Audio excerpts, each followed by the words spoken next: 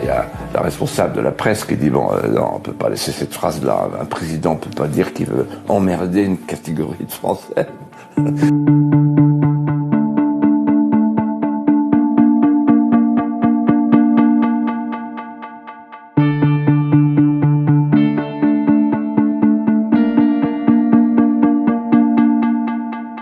On peut pas dire qu'il veut emmerder une catégorie de Français. Il le laisse. C'est un garçon qui n'est pas fini. C'est terrible de dire ça, quand vous avez été proche de lui et que vous l'avez soutenu. Mais je l'avais senti, je le voyais, quoi. Et j'étais même très proche, puisqu'il admettait, je lui disais, il faut vous corriger, Emmanuel, il faut grandir, il faut mûrir. Et donc, il n'a pas mûri.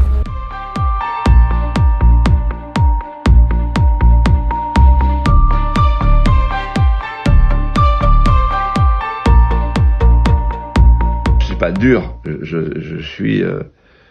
c'est une immense déception. J'aurais tellement voulu que ça marche. Alors c'est une déception parce qu'en réalité, j'ai compris ce soir-là, le dîner que je raconte, qu'il était multiculturaliste, qu'il était pour ce qu'il appelle le privilège blanc, tout ça, la blanchité, enfin qu'il rentre dans tous les trucs. En fait, il claque du doigt et Juncker se met à genoux devant lui. Macron se met à genoux devant lui. Tout le monde se met à genoux devant Soros. J'ai commencé, moi, avec le Puy du Fou, donc je sais ce que c'est. Et donc, en fait, ils s'en foutent qu'on crève. Ils s'en foutent tous qu'on crève.